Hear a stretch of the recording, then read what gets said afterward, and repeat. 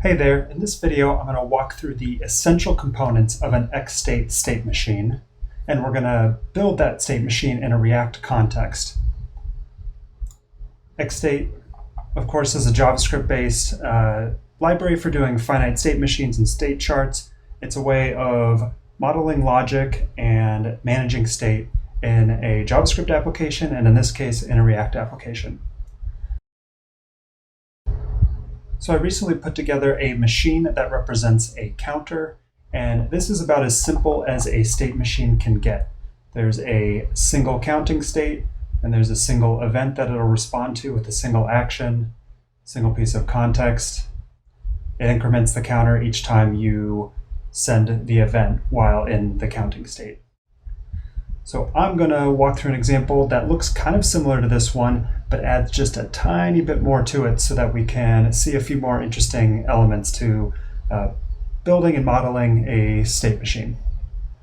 So what we're going to be working through is count up and down. So rather than just hitting the count button and having the count go up, we'll also have the option to toggle this arrow to be down so that the count will go down, and so we'll have to sort of manage whether we're going to be in sort of an incrementing state or a decrementing state, and what the counter will do in each of those states. Let's switch over to the console here and clear that out. All right, so here's the React side of things. I've got a component, and I've tried to pare things down.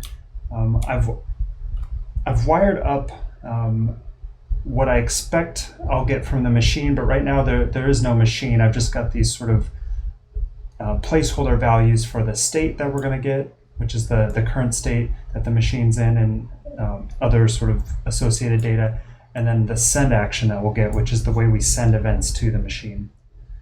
So I've got the send action working here to send a switch count direction to the button where that displays the arrow. So the idea there is that if I click it while it's pointing up, then it'll point down, and vice versa. And then we've also got another send action here on the count button. And so what that'll do is send the count action to our machine, and that's our chance to increment up or increment down. And then we're looking at the current state, at the value of the current state, to determine, hey, are we in the increment state, or are we in the decrement state? In building out the UI of this, I've kind of already made some guesses or decisions about how I think we're going to model the state. And so I'm seeing there being an increment action, a decrement action. I'm seeing states, and then I'm seeing some of the events that I expect to respond to. And so that's going to give us a chance to start to build out this machine, because right now there is nothing in our machine except for just sort of a little bit of boilerplate skeleton. So every machine's got a starting state, and we'll get to that in a second, and every machine's also got a starting context. But before I look at either of those, I just want to start thinking through the states that I'm going to be dealing with.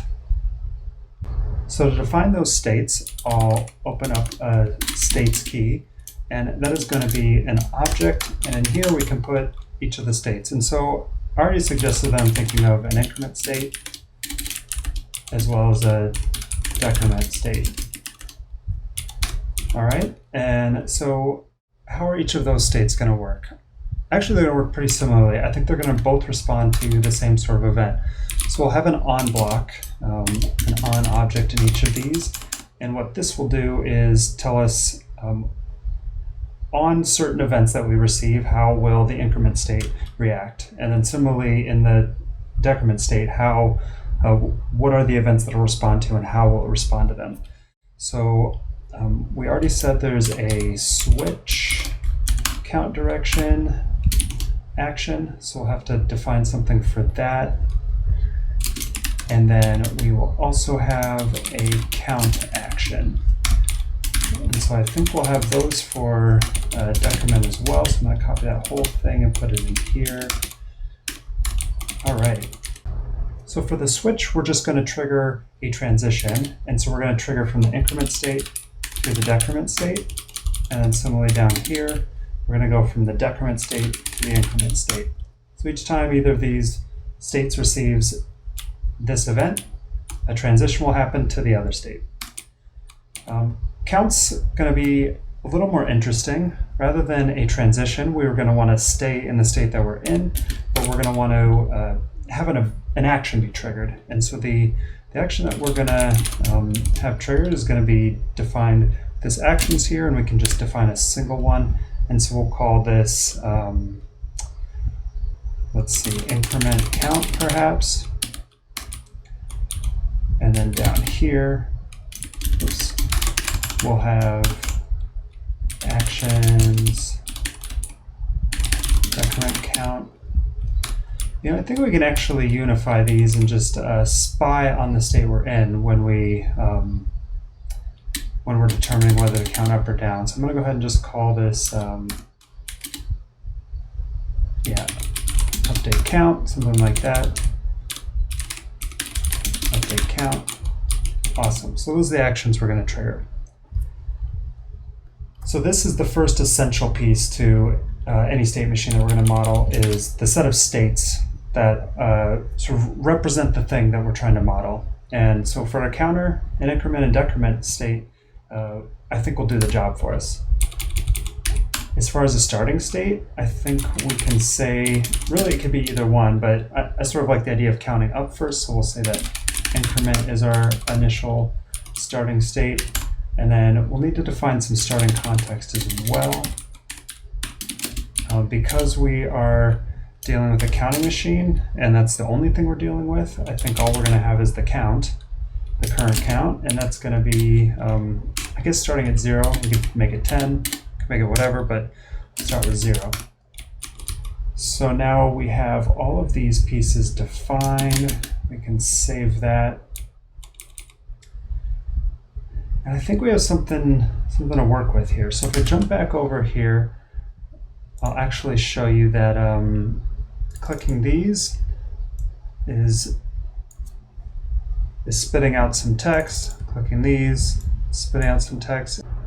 And that is because in our count up and down machine, or in the component rather, we've gone ahead and had the send action just log out the action that's being clicked.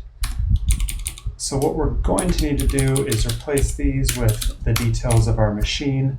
So we're exporting a machine from the other file, and we're calling use machine, which is a React hooks binding for use with XState machines, and it gives us a way to interpret the machine and use it in a persistent way in our components. So over the lifecycle of our component, we'll have sort of the state of that component and all of the state of that machine and all the context associated with it will sort of be persisted within the way that the React lifecycle works.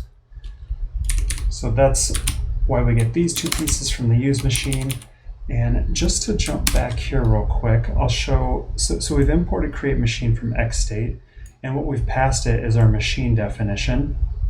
So the machine definition is a sort of a blob of JavaScript objects. And what we do with that, as long as it's a valid definition of a state machine, create machine can turn it into sort of an XState representation of that. And that's the thing that can then be interpreted in our particular context. So I'm using React, so I use the use machine hook, but if we were using Vue or Svelte or maybe some sort of, if we're in like a Node.js context, those will all also have bindings where you can interpret the machine. Okay, so let's jump back here. So we've got this wired up, and I think that should just work as is. I should give this a save though. And if we jump back here, and let's refresh to make sure we've got the latest, clear that out. So if I start clicking this, we see that toggling up and down, so that's good. It's doing the transitions that we expect, and because of those transitions, we're going to different states, and so those different states are causing different things to be rendered into that button. Now, if I click the count, we'll see this warning show up. No implementation found for action type update count. And that is a super helpful warning, because what that tells me is that just because I said the action is to update the count doesn't mean the machine knows how to do that. I have to tell it what that action looks like. Now I could define this action in line here with some sort of function, but I actually like keeping actions out of the machine definition and instead providing them in the machine options. So I'm going to go ahead and have actions here. And this is where I can provide something called update count. And just a regular old function is not the way we're going to update the count. To update a piece of context, we want to assign that context. So that's a top-level import that we can get from an XState library.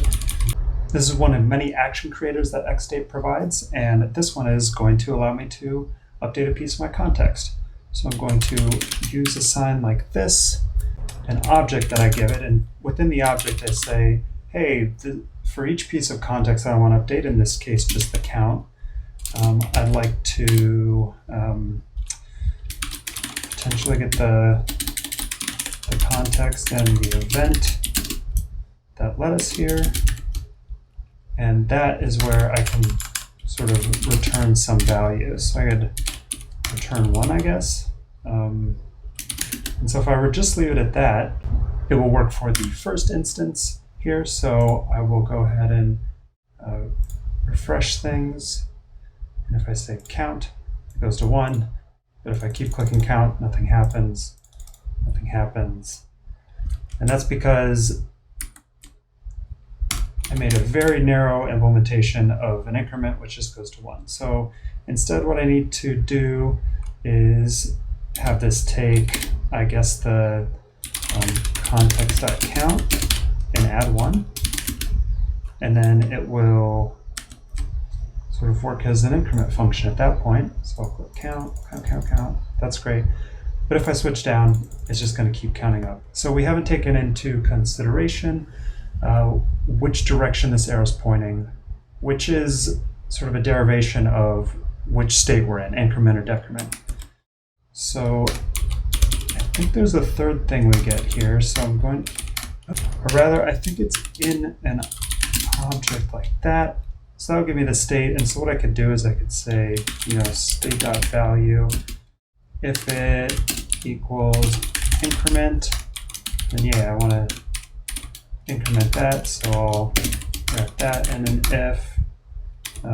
if state.value equals decrement, then we'll instead return context.count plus or -1. And then this is, what I love about XState is that I get to this point and I realize, okay, so I've handled my 2 explicit states. So if I somehow end up down here, that something's gone wrong. I don't expect to end up down here, but XState sort of gives me an opportunity to think about that and to think what the appropriate response would be. So do I want to raise some sort of error? Maybe I want to sort of silently let it pass by just returning the current count. I think that's how I'll handle this. So if I save that, let's jump back here and see how that plays. So that still works. I count up. Now if I switch it down, does it count down? It does. Okay. So right here we have a state machine that does exactly what we needed to do for the interface that was that I sort of set out for myself. But I look at this machine a little bit and I can't help but think that this isn't sort of the ideal modeling of this problem, or at least not where I want to stop. I want to take it a step further because I feel like defining this count in 2 different places, I don't just want to dry these actions up for the sake of drying them up. I think there's actually a better way to get at the underlying problem by modeling things a little bit differently. So let's try and take this a step further.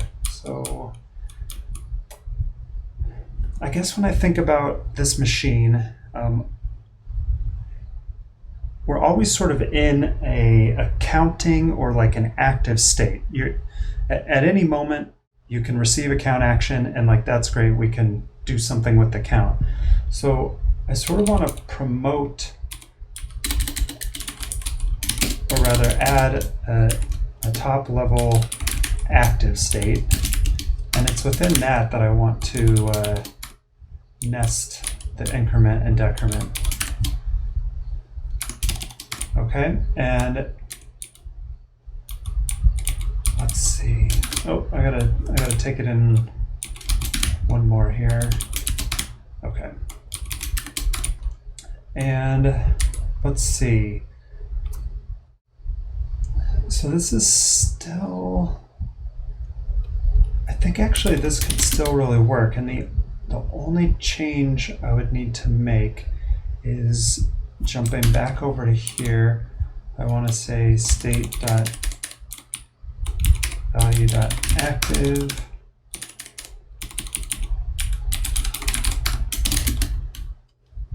Is that just going to work like that? No, we've made this disappear. Or have we? Let me give that a refresh. No, initial increment not found. That makes sense because I've said that the initial is increment, but really it's active.increment. Maybe that'll work. That's not found either. That's fine. I think we'll say this initial is active, and then under active, the initial is increment, and then it should know what to do. So when in the active state, or when the machine starts, it's in the active state, and when it's in the active state, its sort of substates will know to be initially in the increment state. There we go. It's rendering. I can switch directions, click the count, and it does an increment. Okay, and why is that? Oh, that's because we need to update these down here as well. So value.active, .active, awesome. And I think that'll do it. Did I get a refresh? There we go, down. Okay, so that was sort of the first step of the refactoring. Really just looks like I added more curly braces and didn't really add any clarity to the machine. But now this is where we can pull up the on actions, and or really just one of the on actions. We'll say count can come up here. So we'll say when you're in the active state, you always respond to count. It doesn't matter whether you're an increment or decrement, you respond to count. So like, let's move that up here. The switch count direction, though, those are relative to the state that they're in. Because if you're in increment, you go to decrement and vice versa. So those should stay sort of nested down here. And I think they kind of better convey what makes sense in terms of how these substates should respond. So even with that sort of jostling around a few lines, we've cut this down to just show up in one place. And I think that there is just going to work as well. So we got to refresh to make sure. Toggle works, count up, down, count down. All right. So it wasn't much of a refactoring, but I think it did, for me at least, add some clarity. We're thinking in terms of some nested state where you're always in an active state, and then it's the increment and decrement substates that sort of help you differentiate in the active state which direction the count should go. What this also does is gives us some flexibility. If we wanted to, for some reason create an inactive state, we can now do that. I'll leave that as sort of an exercise for the viewer. But otherwise, yeah, that's the extent of this machine. Just as a quick recap, we saw that for an XState machine, you define a set of states. You can even define states nested within a state to really get at the modeling of your problem.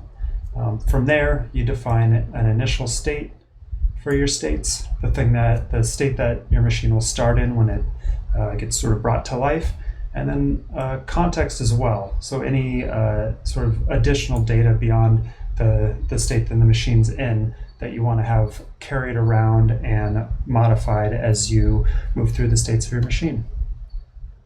That's it. I hope you enjoyed the video, and I will see you on the next one.